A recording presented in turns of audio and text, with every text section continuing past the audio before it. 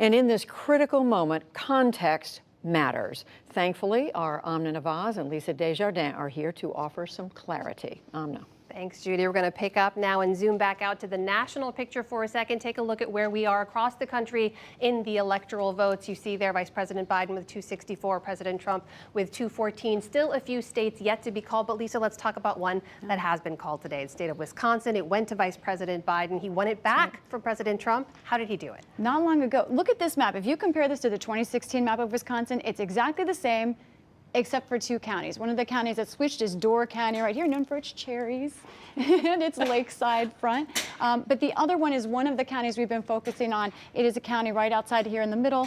There we go.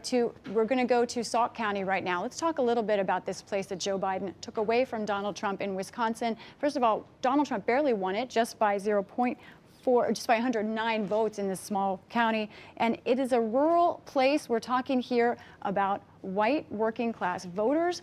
This is where he won. And let's look at what happened in Sauk County. Let's look at the map of the results from Sauk County as we have them right now. Over there by you, look at that. Joe Biden 50% to 48. It is 614 votes that Joe Biden is winning this pivot county by. This county keeps flipping back and forth, but it's an example of a rural working class county that Joe Biden won, and it helped him swing the state. Illustrative in so many ways. Lisa, you've also been tracking the 35 Senate races across the country in this election cycle. Republicans obviously fighting to keep their Senate majority. When we take a look at those races across the country, what stands out to you?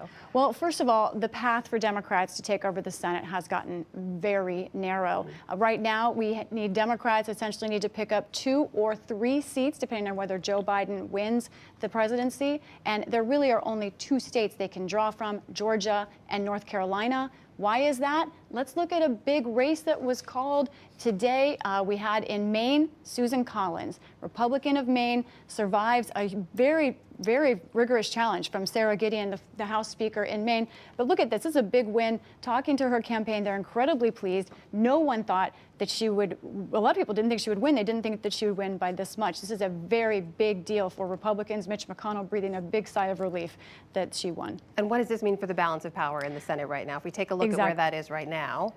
So, right, if going back to that, exactly. So this takes a seat off the board for Democrats that they were trying to get. And this is actually now looking at the House. Yes, let's talk about that now too, because a number of races still yet to be called in the House. Democrats, their hope they could open up their majority, expand it even more. How are they doing? Okay, here we are.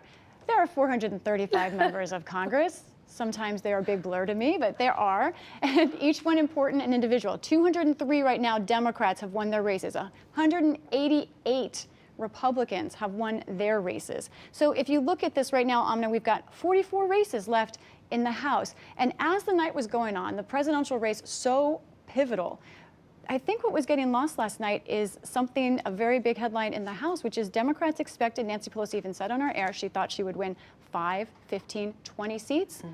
They're going to lose seats, it looks like. And let's look at one of the places where there is still a possibility for a Democratic win or loss. This is Abigail Spanberger. We have been focusing on her, freshman Democrat from the central stripe of Virginia, includes the Richmond suburbs. She is someone, she's a former CIA operative, national security kind of Democrat. Last night, our viewers might remember, this race, Spanberger was down by 20 points.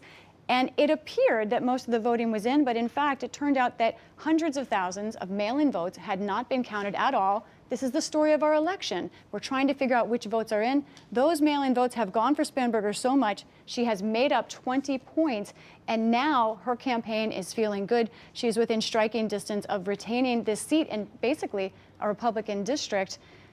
So let's talk about the House in general. Let's summarize it all up. Let's do it.